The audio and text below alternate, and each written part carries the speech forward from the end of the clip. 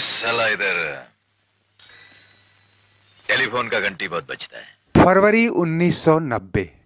Producer यश जौहर ने director Mukul आनंद को phone किया। तेरा एक्सपेरिमेंट फिल्म को ले डूबेगा भाई। पब्लिक थिएटर में पर्दे फाड़ रही है, सीटें तोड़ रही है कि साउंड सिस्टम में कोई खराबी होगी। ये अमिताभ बच्चन की आवाज नहीं है। गलत चीज बनाया है टेलीफोन। उधर से आदमी सोचता कुछ है, बोलता कुछ है, करता कुछ है। हमें कुछ करना होगा वरना आवाज बदलने की गलती इस फिल्म को ले डूबेगी। मुकुल आनंद ने उन्हें समझाया कि आवाज बदलने की पहल खुद अमिताभ बच्चन ने ही की थी। ये फैसला मेरे अकेले का तो था नहीं, सब शामिल थे इसमें।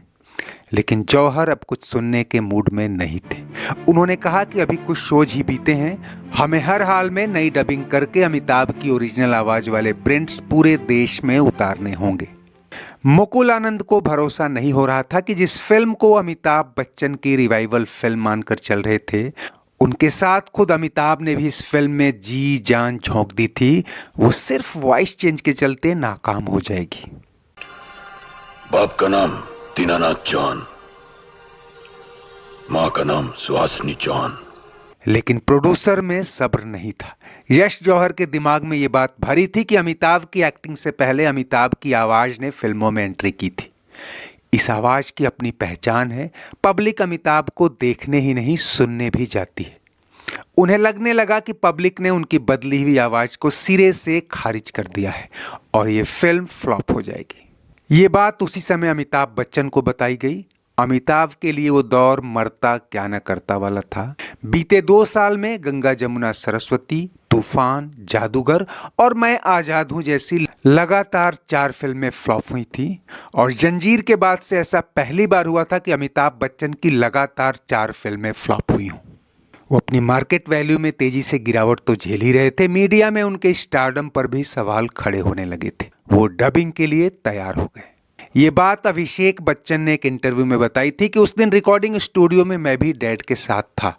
शुक्रवार शाम को शुरू हुई रिकॉर्डिंग शनिवार सुबह 8 बजे तक चली। फिर मुकुल आनंद ने टेप्स लेकर मिक्सिंग कराई और देर रात तक नई प्रिंट्स ज्यादातर सिनेमा घरों को भेज दी गई। 2-4 दिन में पूरे देश में ये फिल्म अमिताभ की ओरिजिनल आवाज में चलने लगी, लेकिन फुटफॉल में कोई खास फर्क नहीं आया। हालांकि अपनी तरह की इस अलग अंदाज वाली फिल्म को परखने में थोड़ा समय लगा और कई टेरिटरीज में इसने 8-10 हफ्ते पूरे कर लिए। उसके बाद कई एग्जिबिटर्स ने कहना शुरू किया कि एक्सपेरिमेंटल यानी बदली हुई आवाज ही अमिताभ के इस नए तरह के कैरेक्टर पर ज्यादा फिट लग रही है। इसलिए हम वही प्रिंट दिखाएंगे जिसे सबसे पहले दिया गया था। सांप और न्योले का लड़ाई में सांप मरता है कांचा। ये सब होते जाते फिल्म पर कमर्शियली बिलो एवरेज का ठप्पा लग चुका था, लेकिन ना तो अमिताभ और ना ही मुकुल आनंद के गले ये बात उतर रही थी। हालांकि राहत की बात ये रही कि फिल्मी पत्रिकाओं से लेकर कई विदेशी मंचों तक अमिताभ की कलात्मकता की तारीफ होने लगी। अमिताभ बच्चन की एक्टिंग के साथ ही मुकुल आनंद के निर्देशन को क्रिटिकल एक्लेम मिले। जादूगर और तूफान के बाद जिस प्रकाश मेहरा और मनमोहन देसाई ने एक तरह से अमिताभ से पल्ला झाड़ लिया था, उन्होंने भी क्रिटिक्स की ओर से इतने सारे और ऐसे एडजेक्टिव नहीं सुने थे जो मुकुल आनंद को दिए जा रहे थे। कोई उनके काम को मास्टरफुल कह रहा था तो कोई आउटस्टैंडिंग, मेटिकुलस, कैप्टिवेटिंग और सिनेमैटिक जीनियस तक। खुद अमिताभ ने एक इंटरव्यू में कहा था कि कैमरे से खेलने की मुकुल आनंद की कला उस दौर में सबसे नई और सबसे प्रभावशाली थी। और यही वजह थी कि अमिताभ बच्चन सिर्फ मुकुल आनंद के ही निर्देशन में उन दिनों काम कर रहे। एक फिल्म तो प्लानिंग में थी जबकि दूसरी अगले ही साल आने वाली थी। और उस फिल्म ने जो टर्न अराउंड किया और अपने धमाकेदार परफॉर्मेंस से पर्दे से लेकर बॉक्स ऑफिस तक जो तांडव मचाया, उसकी कहानी से पहले जरा इस डायरेक्टर के बारे में भी जान लें जिसने बचपन में ही अर्श से फर्श पर गिरने का अनुभव होगा। आर्थिक तंगहाली ने जिसे पाई पाई जुटाने को मजबूर किया था, लेकिन कुछ कर गुजरने के जज्बे ने उसे उस दौर का सबसे होनहार निर्देशक बना दिया। अग्निपथ, अग्निपथ, अग्निपथ। चुम्मा चुम्मा दे दे, चुम्मा चुम्मा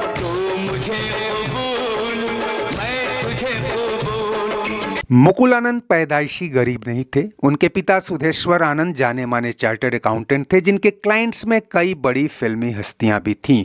मुकुल के चाचा इंदर राज आनंद तो जाने माने लेखक और स्क्रिप्ट राइटर थे, लेकिन अचानक पिता के निधन से सब कुछ बदल गया। जमा पूंजी से घर तो चलता रहा और उनकी स्कूलिंग भी होती रही, लेकिन स्कूल से निकलने के बाद पता चला कि आय का कोई साधन नहीं, घर खर्च चलाना भी मुश्किल। और दोस्तों, जानी मानी पत्रिका आउटलुक के इस कवर स्टोरी में मुकुल आनंद के ही हवाले से लिखा है कि मैंने अपने हाथ से यूनिक तरीके के लैंप शेड बनाने शुरू किए और बांद्रा में लिंकिंग रोड पर उन्हें बेचना शुरू किया। मैं 25-25 रुपए में उन्हें बेचता और इस आय से हमारी कई जरूरतें पूरी होने लगी। फिर पिता का पुराना फिल्मी संपर्क काम आया और उन्हें असिस्टेंट डायरेक्टर के तौर पर छोटे मोटे काम मिलने लगे। लेकिन दुनिया ने मुकुल को तब जाना जब साल 1985 में मामूली बजट से बनी एतबार चल निकली और उसी एतबार के प्रोड्यूसर रोमेश शर्मा ने एक ऐसी मल्टी स्टारर फिल्म के लिए मुकुल पर भरोसा जताया था जिसमें उस दौर की सबसे बड़ी स्टार कास्ट थी। सेंटर में अमिताभ बच्चन तो थे ही, जो अग्निपथ से फारिग होने के बाद इस फिल्म में जी जान से जुटे थे। उनके दाएं बाएं साउथ के स्टार रजनीकांत और तब के उभरते बड़े स्टार गोविंदा भी थे।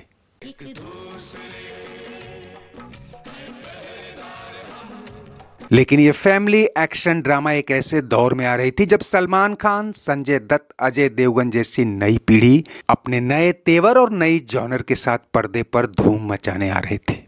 म्यूजिकल हिट्स की तो ऐसी भरमार हो रही थी मानो फिल्मों से ज्यादा म्यूजिक ट्रैक यानी कैसेट्स की बिक्री से ही कमाई हो जाएगी।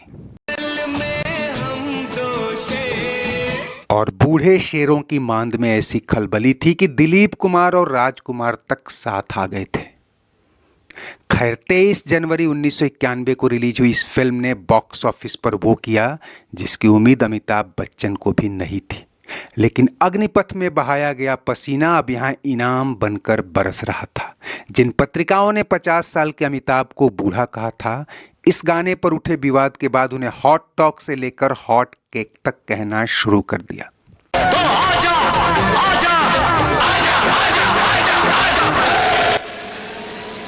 और फिल्म आने से पहले ही ये गाना इतना पॉपुलर और हिट हो गया था कि मानो पब्लिक इसे ही देखने उमड़ रही हो। 3 करोड़ 20 लाख में बनी फिल्म ने 2 हफ्ते में ही अपनी लागत वसूल ली। सबसे बड़ी टेरिटरी यानी मुंबई रीजन को तो अमिताभ बच्चन ने खुद ही खरीद रखा था। ऐसे में उनके लिए आर्थिक संबल तो बनी ही, ये फिल्म अचानक उनके फेड होते स्टारडम को एक नई चमक दे गई। फर्स्ट रिलीज बेसिस पर इस फिल्म ने इंडिया बॉक्स ऑफिस पर 9 करोड़ 25 लाख और वर्ल्ड वाइड करीब 16 करोड़ 80 लाख रुपए कमाकर सुपरहिट का टैग हासिल किया। इसने सुभाष घई की सौदागर को पछाड़कर उस साल की टॉप ग्रॉसर लिस्ट में दूसरा पायदान भी हासिल किया। म्यूजिकल हिट गानों के दम पर साजन तो पहले नंबर पर थी ही। कई हिट्स और म्यूजिकल हिट फिल्मों को जैसे फूल और कांटे, दिल है कि मानता नहीं, सड़क, कुर्बान, लम्हे, उन सबको इस फिल्म ने पीछे छोड़ दिया। हम अमिताभ बच्चन के स्टारडम के लिए टर्निंग पॉइंट तो बनी ही, मुकुल एस आनंद को उस दौर का सबसे हॉट शॉट निर्देशक बना दिया। आगे चलकर बॉलीवुड के शोमैन कहे जाने वाले सुभाष घई तक ने अपनी फिल्म मुकुल के हवाले कर दी। खैर, हम की सफलता के बाद प्रोड्यूसर मनोज देसाई ने खुदा गवाह को और बड़ा कैनवस मुहैया कराया और उसका बजट बढ़ाते हुए इसे ग्लोबल लेवल पर बनाने और उतारने का फैसला किया। और ये फिल्म भी अगर सुपरहिट नहीं तो कम से कम लागत से कई गुना कमाई कर गई। दोस्तों, अग्निपथ ने अमिताभ को बेस्ट एक्टिंग का नेशनल अवार्ड और हमने बेस्ट एक्टिंग का फिल्म फेयर अवार्ड दिलाया। वहीं खुदा गवाह के लिए मुकुल एस आनंद को बेस्ट डायरेक्टर का फिल्म फेयर अवार्ड मिला था। तीनों ही फिल्मों का ग्रॉस कलेक्शन उस दौर में 50 करोड़ को पार कर गया था, जो उस डायरेक्टर के लिए मील का पत्थर था जिसने कभी सड़कों पर 25 रुपए के लैंप शेड बेचने से कैरियर शुरू किया था।